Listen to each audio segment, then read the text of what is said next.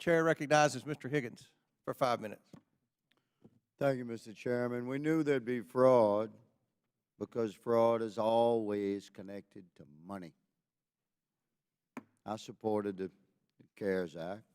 That was the nation's initial response to the new virus. We didn't know what it was. CARES Act was our effort to respond and to help American families and American employees remain financially stable while we endured the impact of this unknown virus. So here we are into year 4 of 2 weeks to flatten the curve, and is very well falls upon this committee under Republican majority to begin conducting meaningful oversight into the massive fraud that was no doubt staged to take place when you start rolling out programs with trillions of dollars.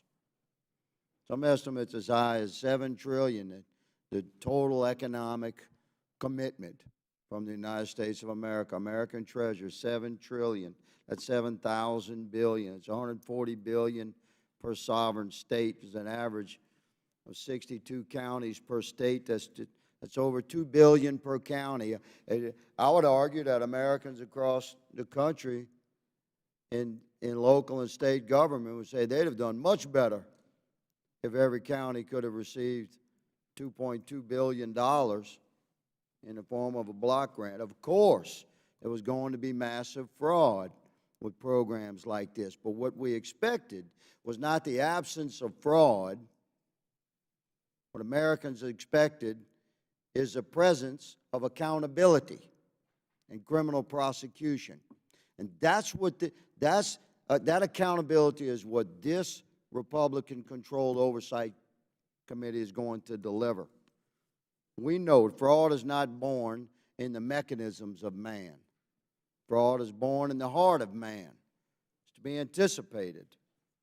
The gentleman referred to certain trade-offs between urgency and processes that were put in place as these trillions of dollars were set to be dispersed. Well, may I say that we anticipated this, but some of us, in order for the most conservative of us to support a $2 trillion response to this unknown virus, we insisted that this money be made available through local banks and credit unions, and we pushed the SBA product out through, my recollection is about 4,500 lending institutions that had never handled SBA product before.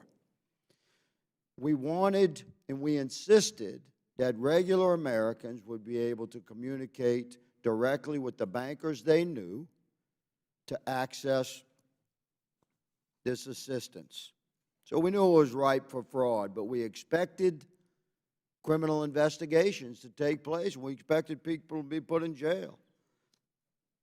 Accountability for criminal acts generally begins with a suspicion and a report at the local level of fraud, theft, forgery, identity theft, etc.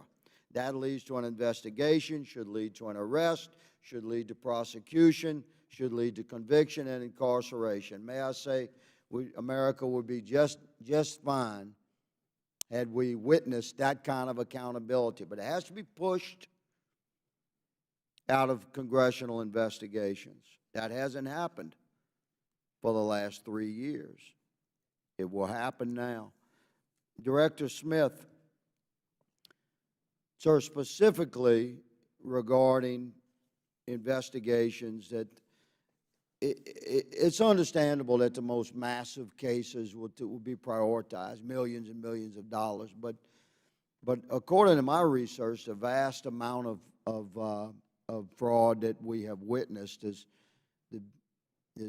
primarily from smaller cases, and I've been advised that they've gone ignored. Can you speak to that, sir? What are we doing at the federal level to assist local and state investigators to go after these smaller cases? Sir, as I mentioned before, we follow money, we follow evidence, and one of the things that I talked about in my opening was the Secret Service training state, local law enforcement professionals at our National Computer Forensics Institute. It's the ultimate teach a man to fish, if you will. We train thousands of state and local law enforcement professionals every year to be able to investigate cases locally. I was just down in the chairman's home state last week in Kentucky, talking to some of our cyber fraud task force partners, and they were actually briefing me on cases they were working at a local level that were focused on elder abuse and some pandemic-related fraud. So we are a federal law enforcement entity, but we do have a responsibility to help train, equip, and resource our local partners who help us in every aspect of our mission to be able to build their capacity locally. Thank you for your response, Director. Mr. Chairman, I yield.